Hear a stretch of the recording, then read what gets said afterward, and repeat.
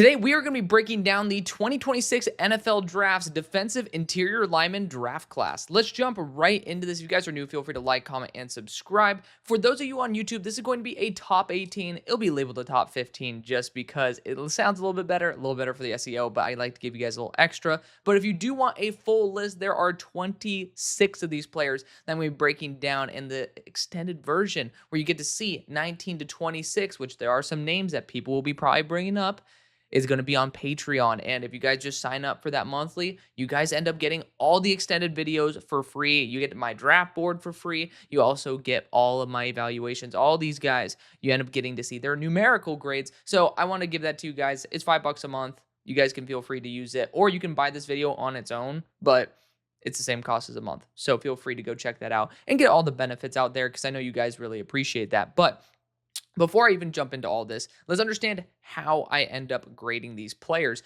I ended up trying to jump through this before, but I think you guys really do appreciate the fact that when I end up discussing how I grade players, it gives a little bit more context than maybe some other things that I've been, utilizing. But I think that there's a 1 to 100 scale. So I think there is. I know there is. I use a 1 to 100 scale. On top of that, it's just you see 1 to 100, you don't understand how to make contextualize it. I have it broken down into different tiers. Tier 1, which is 80 and above, or excuse me, 75 and above, because defensive interior is a very tricky position, very hard to grade. I'm having that be my defensive interior 1 group, those guys who I do think deserve a chance to truly start, and those guys who can lead a defensive interior room.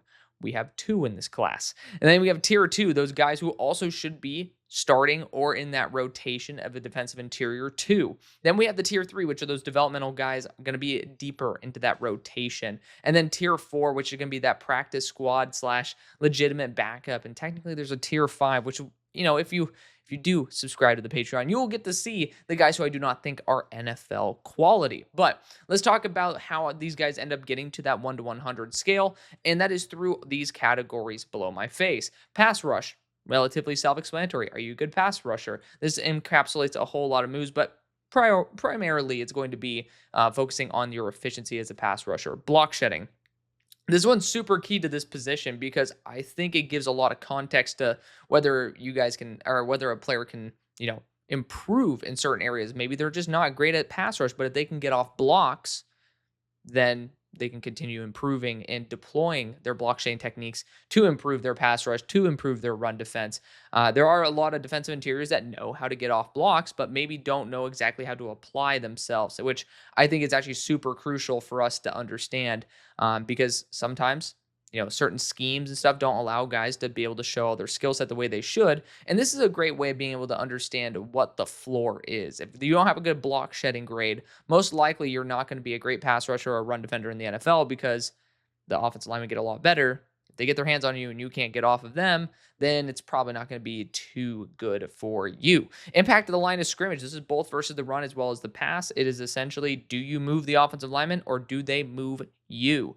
And so whether that be lower leg drive, upper strength, and I do try to blend strength a little bit more into a later category we'll talk about, but get off is super important. It's actually blended into athleticism as well, but basically, how's your explosiveness, your first step, being able to just generate some speed in a short range? That is very crucial when you are most likely engaging in short range. Then we have athleticism, which is a blend of get off. It is a blend of strength and a blend of speed. So I end up having all 3 of those balanced out into its own category there for athleticism.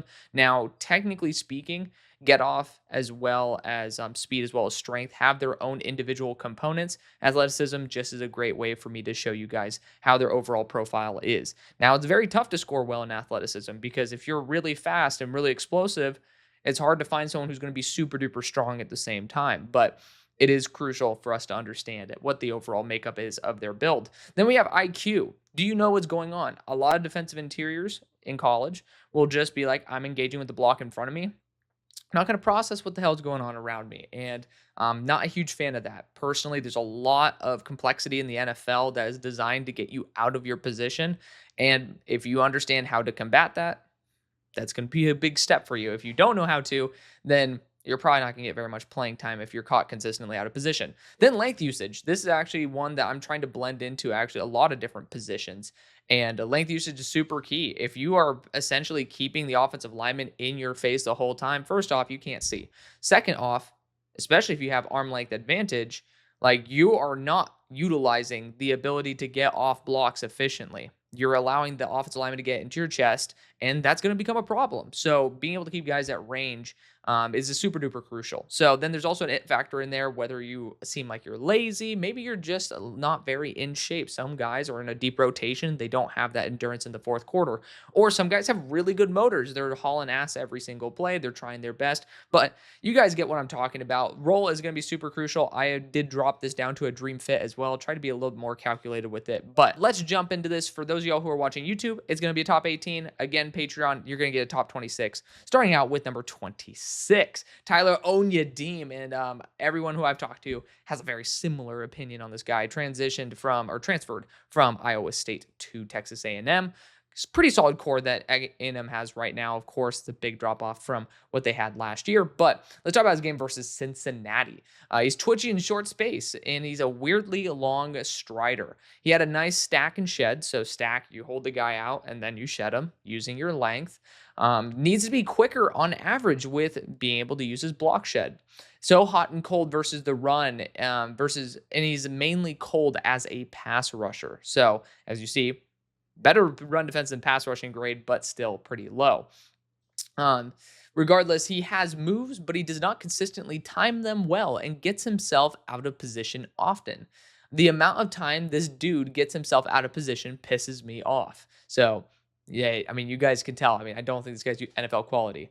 Honestly, I'd rather have him drop 25 pounds and be a big defensive end just so he can hold the edge and not handle the interior, not NFL caliber with the low IQ moves. Bottom line, I think that only someone like Dan Quinn could save this guy. But he's a solid athlete who has some shedding moves. Based on the fact that he has a hard time understanding what's going on, probably best to kick him out to the edge and try to utilize him as a mismatch there. Now let's talk about Amari McNeil out of Colorado. There's a lot of really good offensive linemen versus Kansas, so you will see this is a very consistent team that I end up studying for these players. But let's talk about his game, because I was really excited because Colorado has some really intriguing interior defensive linemen. I believe this is the only Colorado lineman that will be featured in this episode. But let's talk about his game versus Kansas. Solid get off, but had no clue where the ball was when it was right in front of him. Not doing anything in terms of being able to block shed. Has a little juice, but he's not a great athlete so far. He just got annihilated by one of the guards, actually the right guard, who I really like. His name's Brown. The right guard is kicking ass. Oh, excuse me, Logan Brown. I like the right guard as well. The right guard's kicking his ass. He has stumbled into success, and that's the only success he's truly had. He took 3 quarters to flash a stack and shed attempt. Good motor, consistently outmatched by the offensive line, and he's not an NFL defensive lineman. So, you have to see, because the NFL is full of these really solid defensive linemen. You have to see something. And with Amari, it's like a play here and there that will catch your eye, but the consistency is glaringly horrible, and he's just very underwhelming on average. So it's unfortunate, but Amari McNeil, definitely, if you end up seeing him have some success, there's at least some foundation to his game, and he's a solid enough athlete. Let's talk about Marcus Deal next. He's a TCU interior defensive lineman, and an intriguing player to say the least. That we're going to talk about his game versus Kansas, but he is young. Probably will not be coming out. I believe he's a redshirt sophomore. He's 325 pounds, not even really utilized as a nose tackle. And the guy looks like he has 35-inch arms. He is a very big player with a really good frame. Now, let's talk about his game versus Kansas here. Said, yeesh, kind of low IQ off the bat. He has some very weird movement style. Dude needs to not dip his head. I can't stand when offensive linemen and defensive linemen dip their head, because when you're not looking, everything else is moving around you, and you have no clue. Bad IQ. Flash a stack and shed attempt. Up there with the lowest IQ plays I've ever seen. I posted one of these on X. You can follow me over on Instagram as well. I have a more personal side over there. But over on X, it literally, I ended up asking the question. I didn't even drop his name because I don't like really doing that anymore. I used to be like, I can't see it with this player. And, you guys get to see my honest opinions here. And for me, I want to just give people clips that they can end up utilizing. For Marcus Deal, he ended up attacking a tackle and never looked at the ball, and the ball was going the opposite way, and he just never processed it. One of the lowest or worst processors I've seen on a player that I've studied. I think it might be the worst, but I said, "Oh my lord, he is so bad. He's literally doing nothing." He has some real upper body strength, though. Shout out to number 93. He flashed from time to time, not necessarily a lot. Regardless, his only assets so far are arm length and upper strength. He is a very strong player, which is why the athleticism grade is pretty solid. Dude can stack and shed well because of his length and upper strength. Just feels like someone used for their physical tools and not anything else positive. Definitely needs 2 to 3 more years of development. Bottom line, Marcus Deal, he's a redshirt sophomore. So, it is what it is. This guy definitely needs a lot more development. He'll get that as time goes on. I assume by the time he declares for the draft, which to me should be probably 2028, his IQ grade should be at least a C, and then you could see those other things increasing. But great arm length, great upper body strength, that's an amazing foundation to have. I just do not think at this moment he belongs in the NFL, and based on his age, I assume he doesn't think so either. Xavier Harris is next. First off, baller ass name. I almost gave an it factor point for that. Wouldn't change the ranking, so I probably should have. But out of Ole Miss, 6'7", 320. What a beast. I love it. But let's talk about his game versus Florida, because you get to see him versus guys like Jake Slaughter, and so it's good to see that. First off, he has 2 reps off the bat where he has no clue where the ball is. He has a very slow get off. He walked out of the hole for a huge run, so not a fan of that. He was in the hole that could stop the run, ended up walking right out of it. He rushes upright, which at 6'7", when you don't have any sort of leverage, it's not a good thing. Surprisingly, he has some shedding moves, but he is not remotely twitchy. He's a finesse rusher in a power and leverage frame. It's so funny. I don't know what's up with Ole Miss. I mean, I felt the exact same way when I ended up watching JJ Peggy's. It's like these guys have beautiful moves. They're just trapped in the wrong body. And I just wish that they were like, I wish Xavier Harris would just drop to 270 and just end up being an edge. Like, there's just part of me that's like, all right, well, you know what? Like, you'd end up being able to be free as the player that you want to be. But he needs to learn how to anchor down, which it is kind of a big factor. It is something that I include that I don't put in these. But run anchor is a really big thing for me. Like, can you end up staying in place and not being moved? It's a very big aspect when these offensive linemen are trying to move you out of a hole. So definitely needs to learn how to do that more. Of course, when you play with poor leverage, that tends to be what happens. Literally Peggy's with the worst center of gravity. There you go. He can build up speed in a straight line. Doubt he'll make it to the NFL, but he is very fun to watch in college. So at 23, that's a good spot to be, where I'm already starting to say, hey, this guy's fun to watch. And he's a good college player. But I do think that with the lack of actual get off and just overall ability, I would say probably not ready for the NFL. Let's talk about Aaron Graves next. Some people have him in their top 10s, and I understand why. He is a very fun player to watch. But let's talk about his game versus Missouri. So somebody had, you guys probably didn't hear it because this microphone, shout out to Shure, great brand, but somebody's revving outside like an asshole. I could say that because I'm putting this on Patreon. But let's talk about his game versus Missouri. He has some punch and leg drive, would like a little bit more to break a re-anchor. So off the bat, I see a little bit of push. Did not happen again. So his first rep, I remember this, was like so exciting. I'm like, hell yeah. Because I love Iowa. Like, I was rooting for Yaya Black to be on my Steelers this whole time. So I see that. I'm like, ooh, and he refires his hands, and then it goes downhill. Definitely does not transfer momentum at a consistent rate. That's the impact of the line of scrimmage. So he'll be charging and then doesn't transfer it into the player. Or into the offensive lineman, I should say. Easily moved by double teams. Kamikaze versus the run sometimes. Kamikaze, if you guys are new to this series, which I assume you're not going to be joining on the Patreon if you are, but essentially it is going balls to the wall, not actually processing what you're doing and just going and crashing. Like, similar how Frank Gore would hit the hole regardless whether it's open or closed. That's how, like, it's how you get yourself out of position, because if you're wrong, you're very much out of position. I hate how he shuts his lower half, excuse me. I hate how he shuts down his lower half after an initial contact if there's no anchor break. So if the tackle is able to handle the initial push, his lower body just stops moving. And that's something I don't like. But he's lunging and he ends up getting snatched. So you think of an offensive tackle, they snatch you, they push you down. Graves ended up just trying to lunge a little bit too much. It bothered me quite a bit. But continuing, outside of his first play, he's been very underwhelming. He flashes some shedding moves, but they're deployed so late that it would never have an effect in the NFL. He has a very good motor, not getting NFL defensive interior vibes at all outside of that first rep. He did have a club rip, so I love when you like smack a guy to the side, go for that rip. Love seeing the club moves, which we have somebody coming up pretty soon that actually will not make it into the actual video.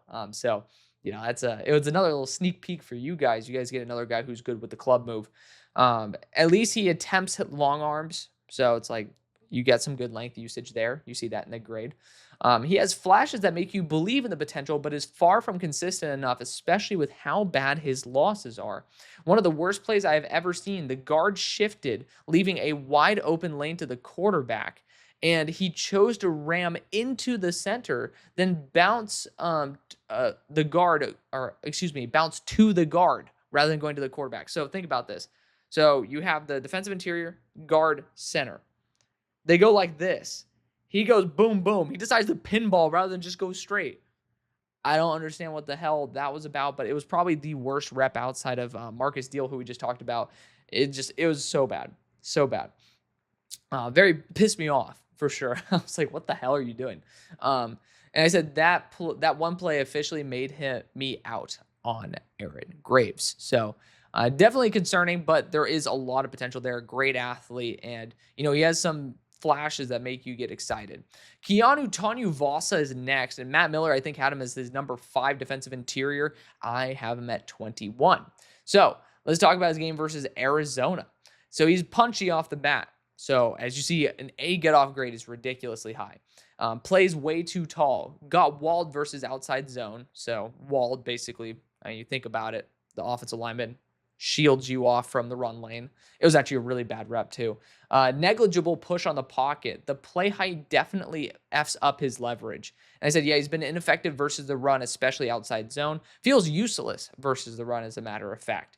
I said, oh, Lord, he was just bitched, allowing a huge run where he was at. Got pancaked. He flashed a spin move, but it was on a screen. So it wasn't like the offensive lineman was actually blocking him, but at least he has that in his toolkit. I said I would slim him down a little bit more and just be a big edge rusher. Right now, he's not NFL ready. But if you get excited about athletes, I understand why you might buy into this player. I would just say I'm a bit concerned based on, the actual profile of him just getting absolutely annihilated versus the run. I think run defense is one of the most key things for a defensive interior. Leave the pass rush in. You gotta be able to pass rush as a defensive interior, and I do value it pretty heavily. But I do think that at a core level, you need to be able to stop the run. That is kind of what you're there for. At 20, we have Grace Halton out of Oklahoma, and I'm surprised he got this high of a grade. If I'm being honest, it's just because he ends up having some shed moves, but super undersized, and it's really you guys will see. I'm definitely much more terrified of this player than maybe some of the guys who I mentioned before. It's just he had some things to his game that I liked. But 284 pounds, and let's talk about his game versus Missouri. I said this dude is swagged out. He had a ton of, I think he had an arm stripe as well. It was really sick. So he got the swag. Not enforceable at all. So pretty low impact, which he ends up doing a better job at that as the game goes on. Surprisingly lackluster get off for being 284 pounds. I said this is where the mean part comes in. Dude looks overweight, and that's a surprise because at 284, definitely shouldn't look like that. I said he was 100% edge at 230 or something and tried to gain weight for a defensive interior because his body comp and athleticism are just not in sync. You think of someone who's 284 as a defensive tackle, they need to be a freaking great athlete who's just absolutely shredded. He is not. He is kind of the exact opposite. Zero IQ so far. Caught Tollefson whiffing, so he ended up taking advantage of a whiffing center. Has a couple shedding moves at least. Has some pass rush moves that make me feel even more convinced that he was an actual edge rusher. I did not do my research on him, so that's on me. But I mean, based on his play style, he plays like a former edge rather than a defensive interior. Has some cool reps with some flashy moves and kamikaze battering ram reps. So, you know, he has some things that get you excited. Genuinely disappointed on the interior, but has potential if he drops to 265. And I think that should be where he is. I think he should end up kicking out to the defensive end spot. And, again, he just looks like someone who added weight to play on the interior. And I don't think you need to do that. That's kind of why I ended up not loving what happened to Marvin Leal, who's on my Steelers. Like, I loved him as an edge, and he tried to put on more weight to go to the interior, and it didn't work out. And granted, Leal looked good at, I think, 280 pounds and ended up trying to get up to the 300 mark. But for Halton, I think he was 265. His ideal weight range right now in his frame is 265.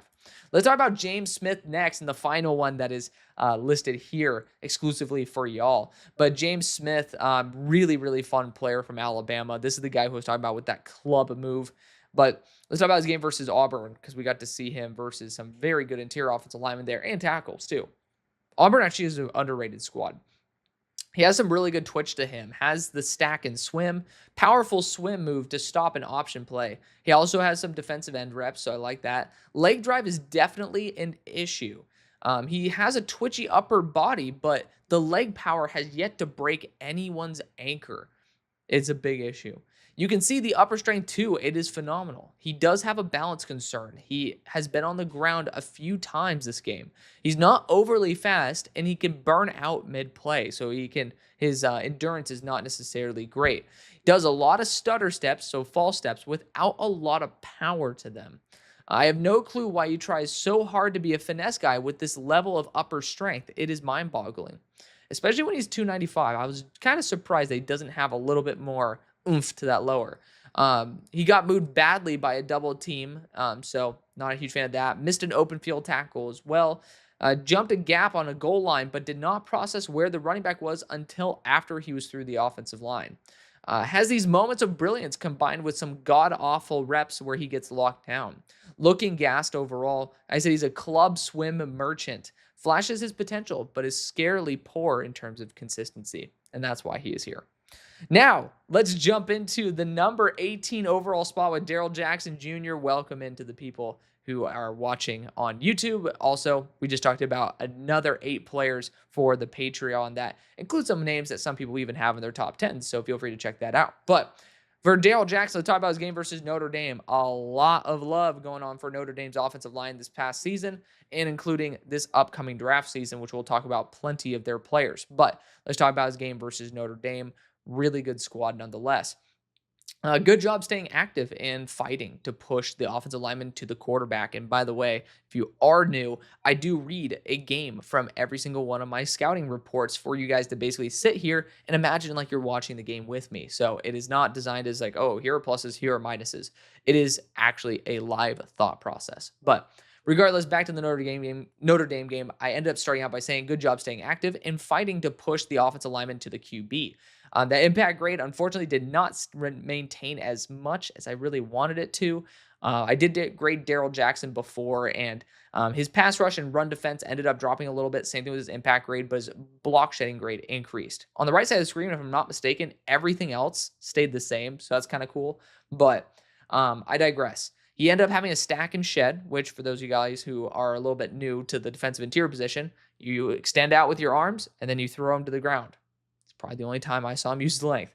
And I said, I don't know why he's afraid to have better leverage angle and drive more into the offensive lineman rather than be straight up, or rather than up and down. So something that I do wish that he played with is better leverage, right? You look at his arm length. Arm length looks really good, like upwards of 34 to 35 inches.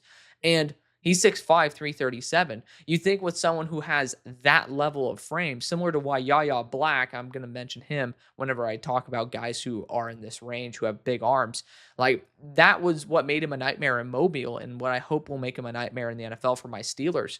Like, when you have that physical advantage, take advantage of it. These interior offensive linemen have 32, 31-inch arms, even some of them lower than that. So first off, you have the length advantage, but second off, you're also 340 pounds. You can end up having even more effective range. So it does bother me. There is that added potential for him, absolutely. But let's continue and get more into this. He has long arms. He just does not use his arm length well. And it is something where I do worry about his upper body strength a little bit in terms of like being able, like, is it maybe something deep within where he doesn't fully trust his arms to be fully extended? Maybe he feels a little more control when the guy's closer to his body. But I don't think he has poor strength in the upper body. It's just, I don't know, maybe if he's utilizing all of it. He flashed a spin move, so I love seeing that, which especially at that size. His lower strength is just not really there. Could have upwards of 35-inch arms. He has a chance to be awesome, but the lack of power is very concerning. And I got to see Daryl Jackson in person when he came here to SMU. So, again, he's somebody who I waver between loving and feeling a little bit uncomfortable about. This is someone who I do think will end up climbing up into the top 15 to 10 range, but we need to see that consistency improve. Now let's talk about another one that is, we're starting off with two bangers that are in most people's top 10, but Dante Corleone, this feels like my running back video. The Godfather is his nickname. First off, I should have given him a +1 just for that. What a fucking savage name. The Godfather. I love it. I mean, it's great, but to be fair, Dante's grades overall, if I'm not mistaken, ended up jumping up noticeably, and his overall grade itself dropped. It just shows that, like, I'm feeling a lot more comfortable in my grading system now more than ever, and I think I'm finally at the point where I can finally be hands off and no longer have to continue tweaking stuff. And of course, there might be a little tweak here, a little tweak there, but it'll be so much easier to see apples to apples year over year. But I feel like I'm really rewarding players that I think are truly great talents. And, these guys, even if you don't grade extremely well, you end up having them in a situation where you can still have fun watching them in college. I talked about my number 23 player, which I'll spoil it for you, Xavier Harris, out of Ole Miss. I mean, he's just super fun to watch, but I just know he's not an NFL player. So for Dante Corleone, I'm still saying he's an NFL player. I'm just saying that he's a little bit more role specific at the very, very minimum. But let's talk about his game versus Kansas State. It's a small one because, I mean, I watched Dante Corleone plenty of times. But good run anchor, but he did not identify the option. So run anchor, essentially, can you plant yourself in the ground? Similar to or the offensive tackles, offensive linemen with their anchors. Defensive linemen also have them too. But he did not identify what the option route was, or the option route, excuse me. The choice of the quarterback or the running back, did not choose the right one. It happens. I mean, I'm not going to get on someone's ass for that. And I said, my Lord, he is a bowling ball. And he is 6'1", 325. You cannot get more of a bowling ball build than that. And I said, again, with the options. So, like, his processing mid-play just doesn't seem to be that great. He has some really solid leg drive for his overall size. He seems to have alligator arms, so shorter arm length. Has a good swim move, gets himself out of position. That's something I have an issue with. Feels like the same player every play, which could be a plus, but I do kind of feel like there's a little bit there that's an issue. And I said athletically too limited for me to believe in him as an NFL player. I know that Mike Renner definitely disagrees with that. And again, am I going to say Mike Renner is wrong? No, I'm just going to say this is my takeaway, right? And that's why I'm putting this out there. Am I happy to be wrong? Absolutely. But I've watched Dante Corleone a billion times, and I have not wanted, I've always wanted to love him more than I did. So I will say I'm happy to be proven wrong on these first two players. Let's get into it, though, with Rayshawn Benny at 16th overall. Rayshawn Benny's a fun player. It's just, he undersized, taking over for a pretty big role. So let's talk about it. His game versus Alabama especially. So poor length usage off the bat with some poor leg drive. So great first impression. Has a solid initial pop when rushing from defensive end, but again, not really powerful with his leg drive. Ended up getting flattened. Not a fan of being pancaked. And I said, oh Lord, this is a bad first couple of drives. Nearly no push when he's used as a defensive interior. He finally got under the pads of Jaden Roberts, but the leg drive is a huge question for someone of his size. They move incredibly slowly too, so his feet are just not fluid. They're not powerful. They just kind of feel like he's stuck in sand. But that is an issue when you're sub 300. Kind of makes me feel whenever I see this. I talked about Grace Halton earlier. So for those of y'all who are wondering if I talked about Grace Halton or if he's later in this video, he's not. He's on the Patreon. I did think that Halton ended up probably, he should be an edge rusher. He should drop down some weight. With Rayshawn Benny, I'm just wanting him, like maybe he's still learning to be a defensive interior. It does give me some certain big edge rusher, but I do think I'm better as a defensive interior as a mismatch guy.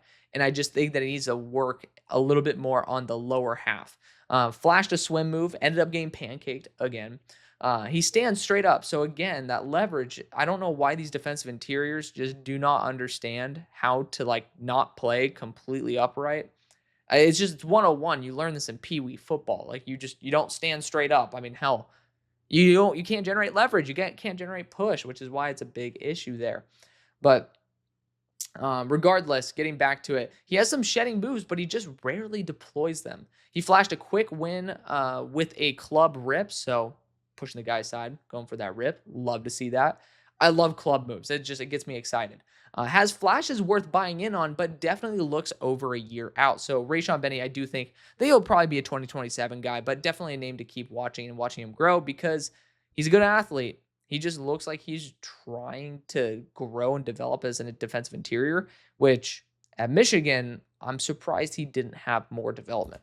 At number 15, and we're jumping into the players who are in that next tier of that fringe guys, or those fringe players, the developmental tier. We have Din-Mbuh, and transfer from Washington State to TCU. We talked about one of his teammates earlier in Marcus Deal, but Din-Mbuh is a very fun player. Let's talk about his game versus Boise State. Good offensive lineman on Boise State as well.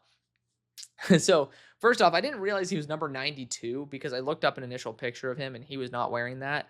So I ended up saying first thing, I said 92 pops. And then I was like, oh wait, that is him. So it's funny when you aren't looking for somebody and they pop off, that's a very good sign. And again, that kind of shows that you belong in the NFL, which is what I'm believing when I end up having him in this tier. So I ended up popping off the bat. He's very strong and feisty. Number 60 as well, Flash, so give shout out to him.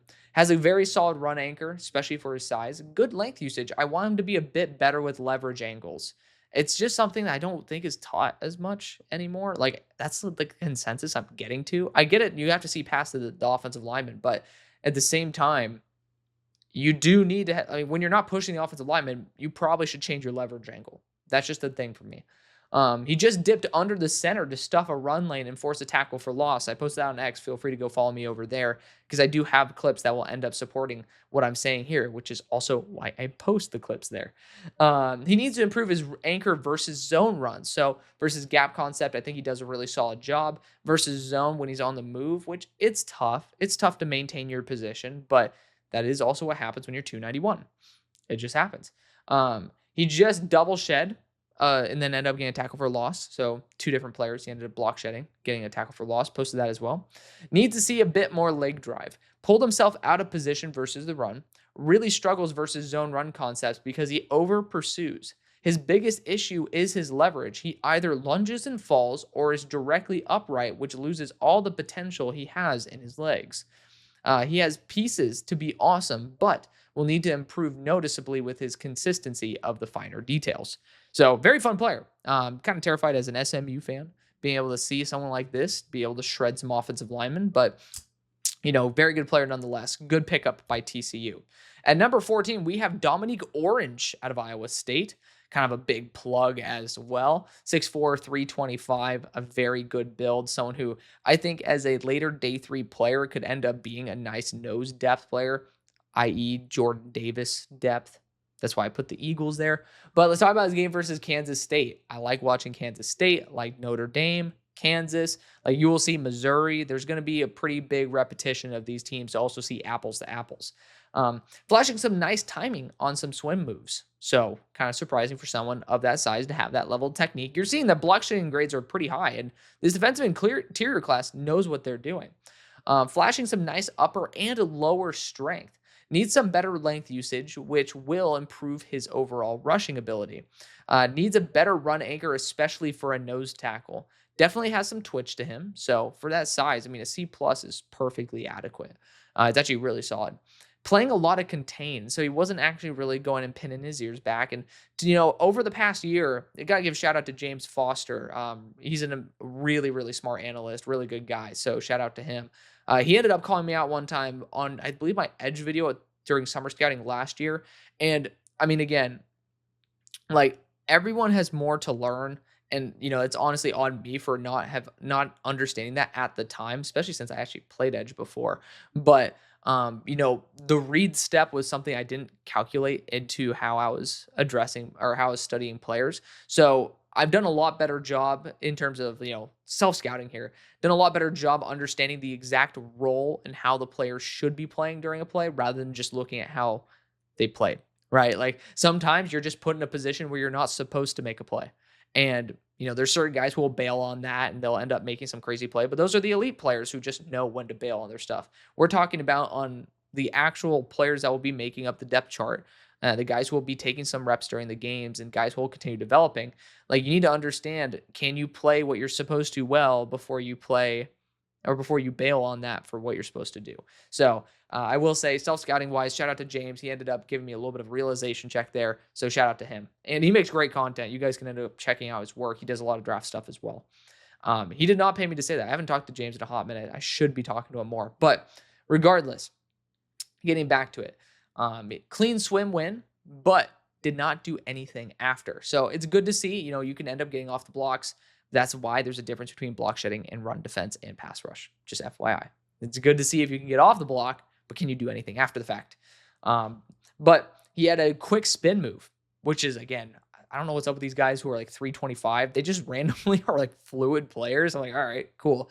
He kamikazes, then reacts 1 second later. So if you guys are new and haven't heard me talk about the term kamikaze, it's essentially the defensive version of Frank Gore hitting the hole, regardless whether it's open or closed.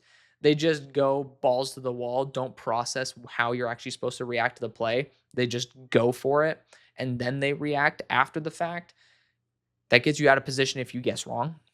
So that is an issue. Sometimes it makes amazing plays, but if you end up, misidentifying the play, you can end up really out of position. But it's a delayed reaction for him. At least he does react a little bit later. It's good to see that. But I will say, certainly something that caught my eye. Really needs to improve his leverage consistency, especially at 6'4". I mean, I think that he can end up really improving that.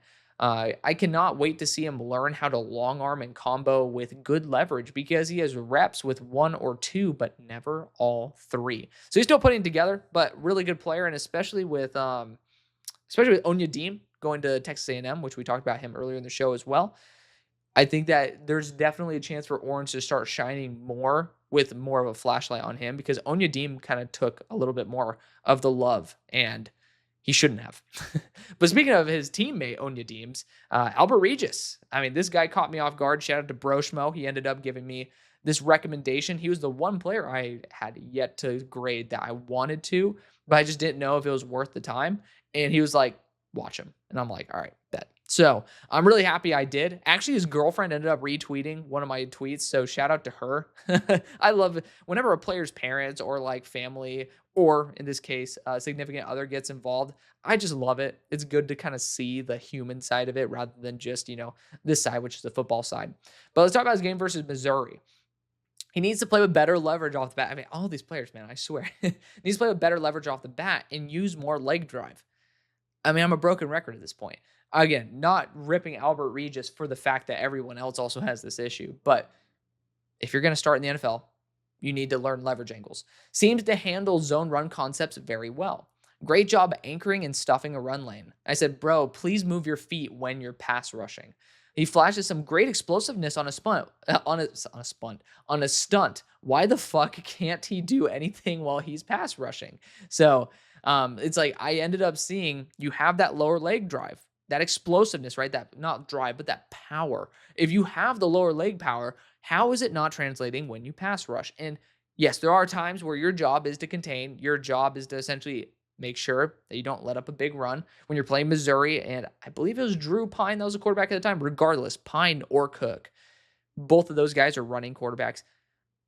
You could tell he's trying to get to the quarterback, though. It was a situation where it's just the lower half has not communicated with the upper half when he's pass rushing.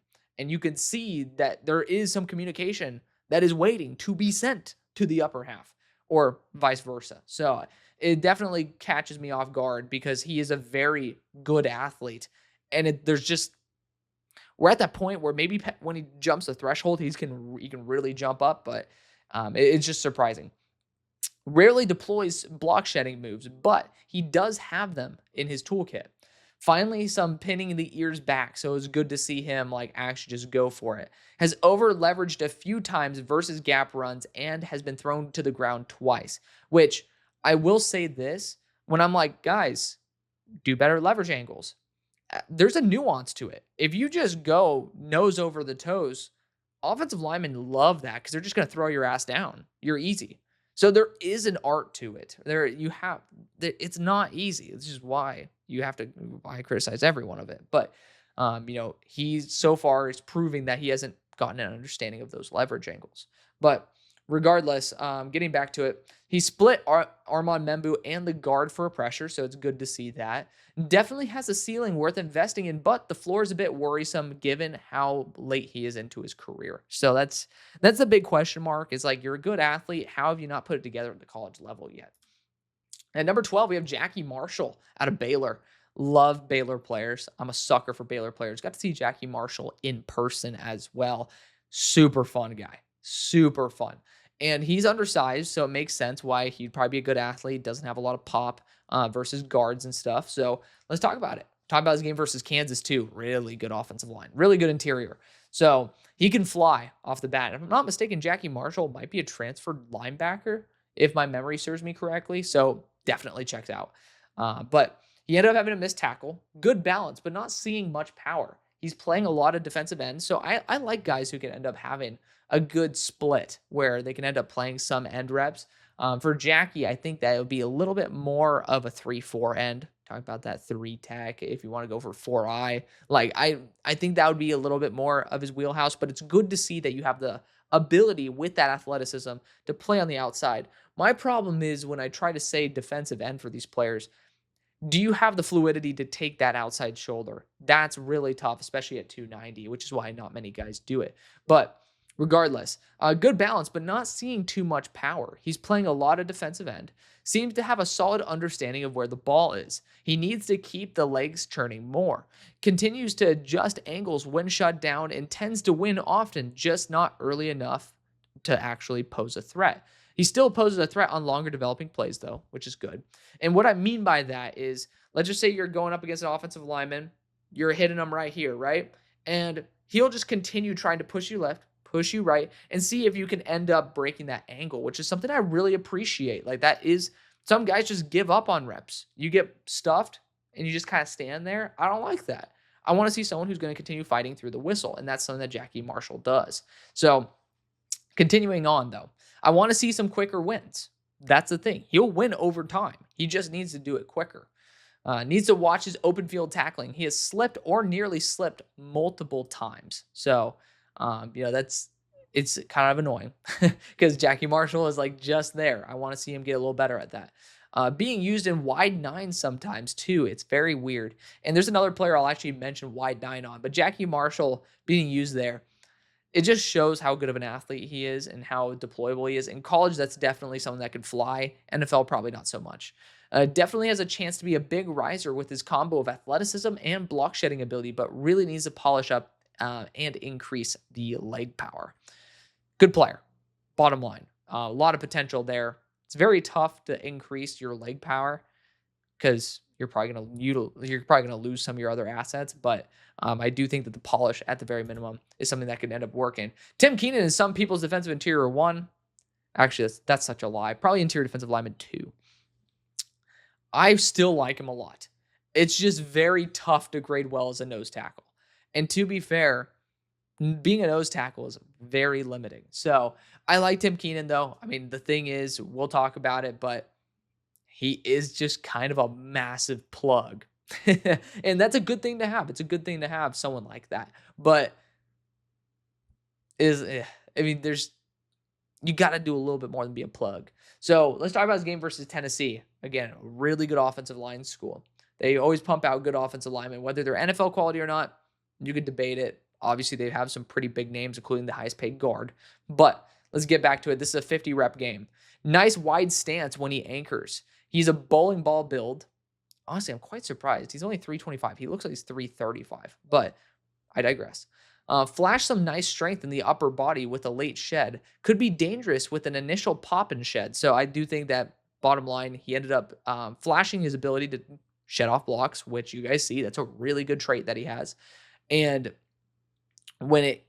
if I could see it sooner, like if he could pop the offensive lineman and do it off the bat, he could be really dangerous, which there's another player that we'll talk about with a very similar build in a Big Ten school that I really like that has a little bit more of that. But I digress. So he has yet to show any sort of awareness of where the ball is going. Oh, there's my coloring mistake of the day in length usage. I don't think he had F in length usage. I always make one mistake on these videos. I love it. I always find a way to do it once, even though I try to not do it every time. But it is what it is. It's a little badge of approval that I actually made my own graphics. But regardless, he flashes some nice extension and sheds, so stack and sheds, like to see that. Good motor, really needs to extend and look for the ball earlier. So something I did not like about his game was a little bit of the timing. I do think they could do things a little bit quicker. Lower leg drive is just not there. He's very hard to lock down, will make plenty of moves, but he's just not really explosive enough to make much of it. Huge potential if he can end up being more polished or explosive, though. Immovable object when anchored. That's a really good trait to have. So I said that lower half has zero speed to it. He really is a massive hole plugger, but he does such a good job block shedding. It is unnerving because I want him to just be more mobile. Take advantage of that. I said the worst stunt I've ever seen. Yeah, I don't know why you'd use a nose tackle on a stunt when they're not an athlete, but is what it is. It was a little bit of good entertainment. Ended up having an encroachment rep, which I'll always mention whenever a player has a penalty because it's crucial to see if that's a repetitive thing. It was not. And I said, this man has a 0% chance of getting to the quarterback in the NFL given how fast his legs move, or not fast. Really like the idea of him being on the nose due to his ability to plug a large area. Genuinely the best run anchor I have seen, but insanely limited to just that given his athletic traits. He pinned his ears back one time and flashed the ability to push the pocket. 99% of the other plays, he has not done it, so it's possible, but not remotely consistent. Genuine pain in the ass to block even when he loses. So I really do like Tim Keenan. If you like him more than I do, I perfectly understand. I'm someone who values athleticism, which we're going to go to literally the exact opposite of Tim Keenan with Zane Durant at number 10. Again, somebody who's been featured on a lot of people's top 10 list. And if you love athleticism, Zane Durant's your dog. And he is my dog too. I love Penn State players. I'm really wearing, it's not a Penn State polo, but I'm wearing Penn State colors right now. Zane Durant's just such a fun player to watch. And I'm really hoping his consistency improves. But let's talk about his game versus Notre Dame. Great get off and has some good pop to him. He let the running back go right by him. So he was like standing there, running back went right by him. QB just ran by him as well. Feels like an edge with the way that he rushes. Would like a little bit more consistency with his leg drive because he shows it. But again, you have to just be more consistent. That's my biggest thing with these players. Like, be more consistent. Nice job staying alive and making a play. Has a solid top speed as well. Has some big inconsistencies, but there are these select reps where he annihilates a guard's anchor.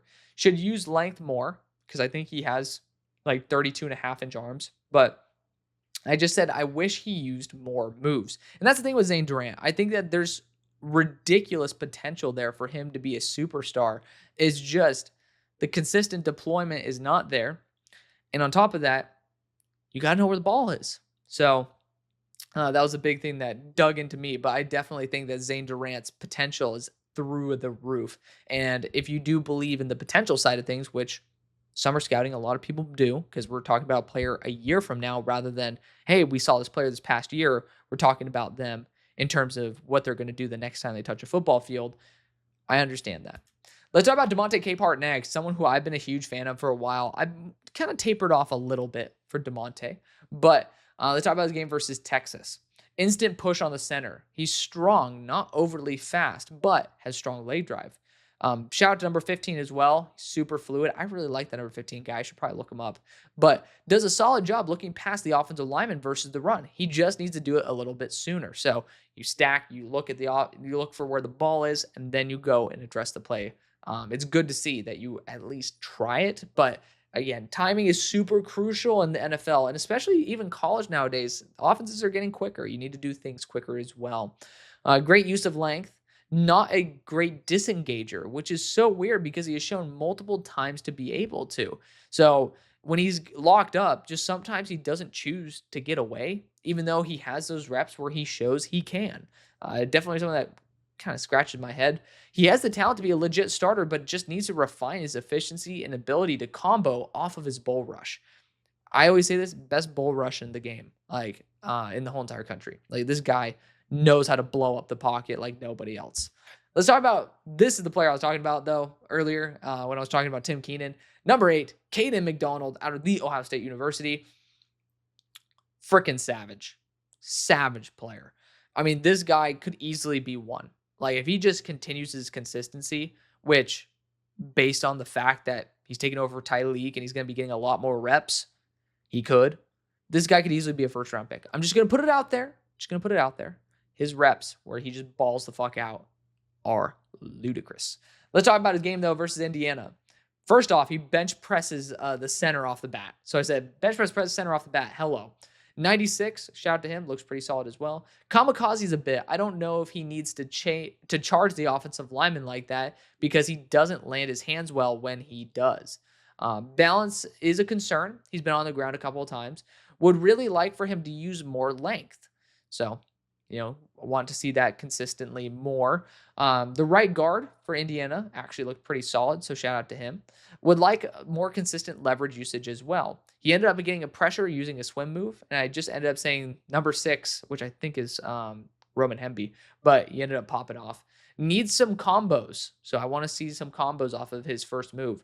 You can see how strong he is. I could only imagine if he uses length properly what he could do. And I said pause to that, so I was very aware while I was writing this. Just pressed the center on the goal line. So ended up posting that on X so you guys can check that out. I said he's been very reliable on the goal line as well, which I think is a huge asset. If he just uses proper leverage and finds a balance between Kamikaze and his slower read step, I said that also has him stand way too tall. So again, leverage issue. I said he can be lethal. So if he solves the little inconsistencies that usually do iron themselves out as you get more experience, you can be lethal. And that's not a term I like to use very often. I do think this guy's amazing. And I said legitimate chance for him to be a first-round pick. The ceiling is ridiculous with more consistency. And that's at number 8, guys. That's at number 8. This guy really could be awesome. And for a team like the Cowboys, I do think that someone like Keenan McDonald could kind of overwrite what happened with Mozzie. At number 7, Bryson Eason. Man, another former linebacker. This guy is super fun to watch. This guy's ludicrous. And I ended up posting a lot of videos about this guy as well. But let's talk about his game versus Georgia. He is older. I think he's going into his 6th year. But again, with the amount of reps that you get on Tennessee, it kind of is like you're a 4th year. Late getting off the snap to start. Just dipped past a guard for a near tackle for loss, but he whiffed on the tackle. His biggest issue to me, by the way, is missing tackles. That's the biggest one. But he can pick up some legit speed in a straight line. He can lock his anchor down as well, which at 316 is kind of wild that he is the player that he is. Powerful sidestep, so you see the explosiveness when he jumps to the side. You can tell he has legit leg power. Seemed a bit tired, which is an issue I have found with such heavy rotations. Guys cannot build up that endurance when they're on the field, when they are not consistently on the field, excuse me. Good job taking a weak shoulder on a pass rush and getting his arm up while still driving to the quarterback. So made an effect on the quarterback, even though it was a quick read. The dude is fast as fuck in a straight line. Just blew up Tate Ratledge and forced an outside zone run to be moved inside. And I said, I know his legs got some power. Would love to see it a little bit more consistently. when it comes to being engaged with the offensive lineman. If he did not miss 2 open field tackles, he would have an insane highlight reel game, which, if I'm not mistaken, this is lowest graded game on the year. So I ended up giving him a Johnny Newton comp. So that's kind of how I felt. But maybe I ended up saying it's like a shade of Johnny Newton. Like Johnny Newton graded higher than this. He has rare fluidity for a defensive interior because he was a linebacker. Has a really solid anchor. Honestly, has a really solid IQ as well. He's insanely talented, just buried in the roster. I think if he transferred to a different school before where he'd be on an every down starter, he could have reached mid to high day 2. So he's going to be a little bit older, but I mean, talk about a freak athlete at the size and, someone who you would dream to have. This is somebody who I really want because he's still learning the defensive interior position. You could tell, former linebacker, but he's not someone who acts like he was 240 pounds and he added a shit ton of weight and he's out of shape. Like, this guy is a freak athlete even at 315. Speaking of someone who is also a really good athlete at 315, we got Brandon Cleveland out of North Carolina State. I don't know, these NC State guys just pop off randomly. It's so funny. But let's talk about his game versus Duke. Flashed a swim move. He had no clue where an option went, so it's an issue I have with a lot of players, but that's okay. Has some legit leg drive. Anchor is concerning, but he has really solid core strength, so he won't be thrown to the ground. Has good balance, but maybe locking down and providing that anchor is a little bit more iffy. Has some solid long arms on stunts as well. He kind of plays like an edge rusher that way. That's why I talked about wide 9. But regardless, he really flashes as a smooth athlete with some moves and strength. He had a swim move for a win, but he got caught up in a big amount of, I said caught in the slog. So just like a large amount of movement. I think he ended up tripping on that play as well. It's just a large amount of dudes, but we at least got to see him get a quick win. The IQ has not popped up as an issue since the option. So, again, it ended up popping up again, but still. Seems to be the leader on the defensive line by the way that he was kind of coordinating other defensive linemen. Has good strength in his core. I would love a wider base. He is patient versus the run. Has some nice straight line speed as well. I want him to lean more into the offensive lineman, so talking about the leverage, but when I end up saying it like that, it's more of a nitpick than a legit criticism. When he wants to anchor down and bench press, he can. And that's something that's so funny. A lot of these players, I don't know why they don't deploy it as consistently, but there'll be those moments where you see them pop their legs wide, like literally pop their legs wide and fully extend and literally bench press a player in front of them. And I'm like, why aren't you doing that more consistently? Maybe you don't need to do the wide legs, but if you're rushing the passer, why are you not trying that move either? That is literally what the definition of a bull rush. You were supposed to like get up in their chest and blow them up. And they show the ability to do it. They just don't do it consistently. I'm not saying this for Brandon Cleveland. I'm just saying in general, it's an issue I have with some defensive linemen, why I keep saying the word consistency, because that's really crucial. For defensive positions, consistency is more key than the high-end plays, in my opinion. Unless maybe you're an edge rusher, because there's some guys who have some redundancy there. But regardless, he has tons of tools that are just slightly missing.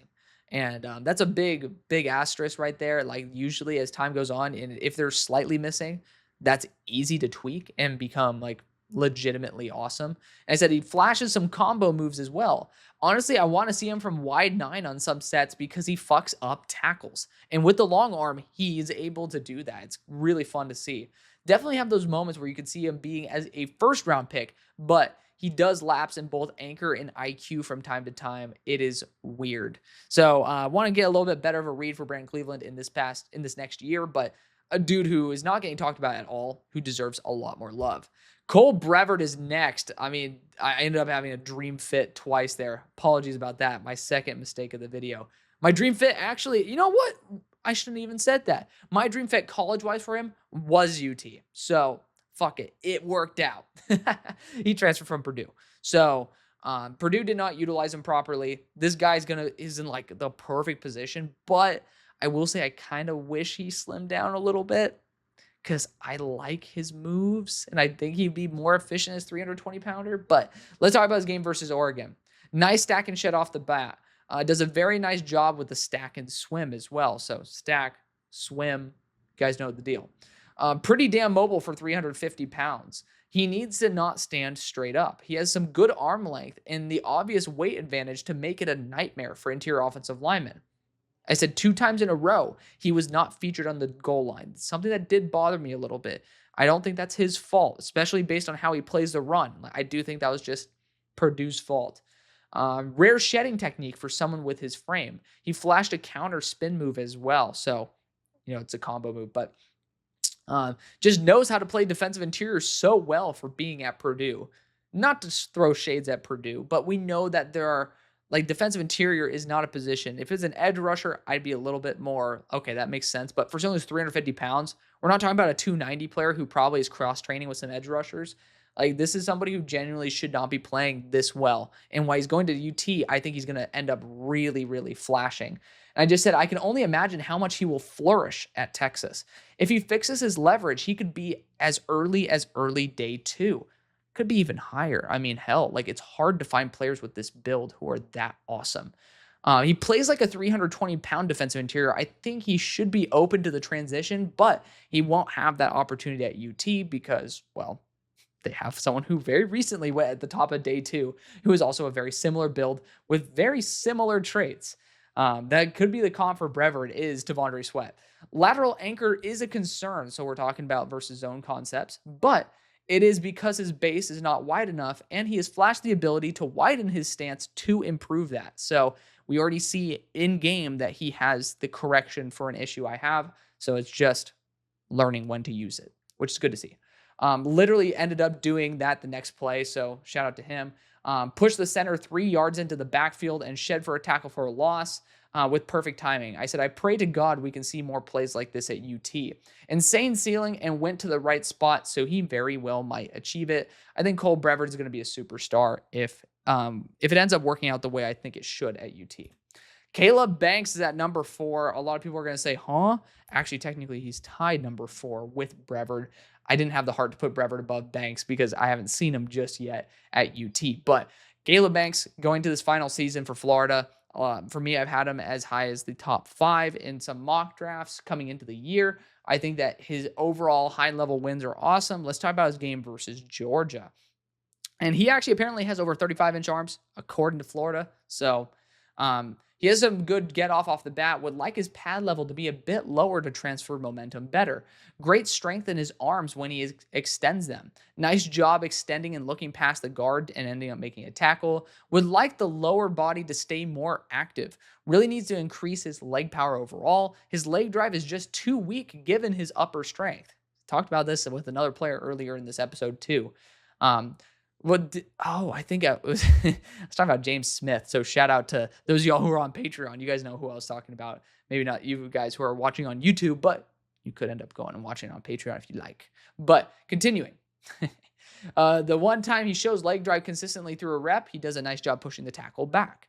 Nice job taking advantage of a weak shoulder that opened up. Does not really have the endurance to play consistently in the NFL given his talent. It just drops off too much compared to what we know he is. So I'm kind of blaming it more consistency-wise on his endurance, and it does look like, when you see those lapses, it is a little bit concerning. But he has glimpses of high IQ, but he can also have the deer in headlights look.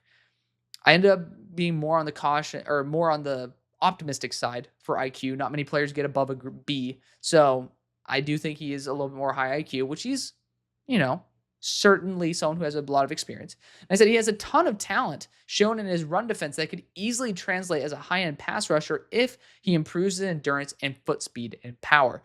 Caleb Banks could be as high as a top 5 pick, especially with the tools he has. But I will just say, fix the lower, maybe get a little bit more in shape, drop to 320, and we're cooking with Crisco. Number 3, we have Lee Hunter out of Texas Tech, formerly UCF. Baller-ass image. Of course, I had to feature it as a part of the thumbnail. At UCF, he was wearing number 2. It looks like he's wearing number 2 again this year. Wearing number 2, aura points. I just said he's so badass for wearing that. Quick shed. So we're talking about his game versus Arizona, by the way. Quick shed and track down for a tackle for loss. Amazing job taking advantage of lunging. Shout out to Wendell Moe, the number 1 lunger I've ever watched in my life. I love his pass pro, but the guy just is like horrific run. He's a horrific run blocker, but he takes a good job of, he does an amazing job, Lee Hunter, taking advantage of lunging offensive guards. Not necessarily a great athlete, just a really smooth one. When he doesn't win quickly, he can end up getting locked up. I said I would like his upper half to remain a little bit more active. He flashed a nice throw shed, so nice to see him be able to throw someone off of him. Actually has some straight line speed, playing with a little less oomph because he kept being used as a spy. And I said yes in all caps. He turned it on, pinned his ears back, and he showed some really good lower drive on the pocket. I said he needs to combo sooner, and he would be a big threat as a pass rusher. Leg drive is there. I just want more upper strength on initial impact. He actually has really high IQ. Balance is good. He just took a hit from the side by a guard and ended up staying upright. Started to get a little bit fatigued as the game goes on. I said he definitely looked tired, but he ended up somehow getting a quick swim win. So deployed a swim move, ended up winning. Stands too tall when he's tired. Happens to the best. And for those of y'all who've been wondering, like, oh, I see Malachi Lawrence is number 3. This is where I saw him. I said, Malachi Lawrence is a fucking baller. What the hell? It was during this game that I fell in love with Malachi Lawrence. I said, when he wants to, Hunter can cut through offensive linemen like a hot knife through butter. Huge potential. Just needs to get more in shape and improve his consistency. This guy is just like, he's itching to be a top 2 defensive lineman in this class. Here's a problem. There's 2 fucking savages in this class. And it's surprising, but Peter Woods is not the number 1. And Peter Woods is an absolute beast. And again, I ended up shifting. Usually I have 80 plus being the defensive interior ones. I legitimately think it is so hard for these guys to grade in the 80 range that I've shifted my own scale. Like, these guys do a phenomenal job. And for those of y'all who will be watching my videos, but also those of y'all who are on Patreon and looking at my new big board, I have adjusted it for positional value. For defensive interior, especially players like Peter Woods, these guys who are defensive interior ones, I've given them a noticeable boost. So Peter Woods is a top 10 player in the class for me, even though technically if you look at this, the 76 is the same grade as Chase Roberts from BYU. Wide receiver, it's a lot easier to grade. So I did not give them a boost at all. I gave a boost to defensive interior to lunge them noticeably into a tier where they should be. But I digress. Peter Woods, let's talk about his game versus Texas, because it's a good game to see. Instant get off with fluidity. He's such a fun player to watch. Nice disengagement. I wish he were able to close the run lane, but he did a damn good job regardless. Flashed a really quick block shed. Would like a little bit more of an assertive read step. He kind of just stands upright. Again, nitpick of all things, right? Needs to watch leverage angles when pass rushing. He stands a bit too tall when he shows he can do better with that versus a run. So he shows good leverage angles versus the run. I want to see him deploy that versus the pass. Yeah, he threw Kelvin Banks to the ground. Fucking love that. Seems pretty high IQ. He split the gap and ended up making a tackle for loss. He has shown little ability as a pass rusher on average. Seemed to be more of a read step thing, but it's almost been more of an every down pass rush issue, which I ended up studying some more games. I thought it was a little bit more exemplified in this game than any other one. I gave him a boost anyways. But certainly something that caught my eye was, especially this game, I thought that he wasn't really that good as a pass rusher. Needs to kamikaze less. When he does, he can be pretty spot on, but with identifying things. So, he has those moments of being a really high IQ player, like seeing that. I said, no clue why he is always late to getting down for the snap. That's something that kind of bothered me a little bit, but I mean, it's just like, I don't know, some things like that I notice after some time, but regardless, it is what it is. Need to see him use some twitch to get proper leverage, especially in zone schemes. He needs to get in front of the offensive lineman to get through the gap a little bit better. Nitpick. I said IQ diminished from time to time. I was about to give him in like the A range, but there's some times. And I said finally bounced back with good extension and collapse of the run lane. The IQ has returned a bit. So as I said, he just seems a bit slow in a straight line, but he has those random plays where he just builds up speed, like Johnny Newton build up speed. It's just on a consistent basis. I don't think Peter Woods has a straight line speed that maybe some of these other guys do, like Bryce and Eason, who, again, former linebacker. It's not really like you're supposed to have that. But laterally able to be moved, so that lateral anchor. I've seen the anchor lock in, but he needs to do it versus zone. And it's very tough to maintain your position while you're on the move at full speed. But one of y'all got to move each other, the guard or the defensive interior. And I want the defensive interior to move the guard versus the other way around. But he seems to get tired. So I say give him some credit because he goes 100% on every play. He seems to be more of a swim move merchant. So he's mistimed or misused it a couple times as well, which I think he could utilize some other moves a bit better. Flash is a great anchor on a few plays, and even versus Kelvin Banks, who's a top 10 pick. He definitely looks gassed, but again, I always give credit for someone who's going 100%. I think over time, if you continue trying 100%, you will build your endurance. So I'll give him that credit. And he lost some juice in some of the biggest moments. Identified a screen, so love seeing that. I said I'm going to give him a grade that shows his true ability and knock him in the ain't category for endurance concerns because when he turns it on, he turns it on. As it does such an amazing job versus the run from the backside of the play as well. My biggest concern outside of endurance is his ability to rush the passer consistently. And I said I fucking love this guy. Nearly every time he's on the backside of a run play, he finds a way to make the tackle. Has great strength too, both with he ended up bench pressing and throwing an offensive lineman. I wish it were a little bit more consistent, but still. Consistency needs to improve, but this guy's on a path to be a top 10 pick with better conditioning and pass rush comfortability. Peter Woods, I mean, I might even say top 5 pick. I think he's better than Mason Graham. Like, honestly, I think he'll continue and then he'll be better than Mason Graham. Last but not least, I gave some really high praise for what was at number 2. Number 1, Christian Miller just caught me off guard. This guy, ridiculous player. And I'm excited to see him get even more of a workload and build up the talent to get where he needs to be. But, I mean, we're talking about 2 defensive interiors here who could end up being top 10 picks. Really good athleticism off the bat. Good shooting a gap, but he did overshoot it, leading to an open run lane. Flashed a nice run anchor. His arms do look a little bit shorter. Number 55 popped, so it's a USC transfer. Just keep an eye out for that. Twitched up, but also not really he's not really polished as a mover, just a little bit more hectic. He's used as a big edge a lot. Nice stack and shed for a run stop. Anchor is awesome. He ended up having another run stop. Looks a bit gas, to be honest, but he's still effective versus the run. Tries to be proactive, but he can get himself out of position sometimes, trying to outsmart the offense. Has some awesome core strength and upper body power. He did kamikaze versus a gap run. Club swim is extremely effective. Lateral anchor could improve. I've yet to see a player who has a good lateral anchor. I'm just going to say that, but it is what it is. Still worth criticizing everyone. Able to absolutely blow up offensive linemen. Pressure numbers would be higher if these MFs did not use him as an edge.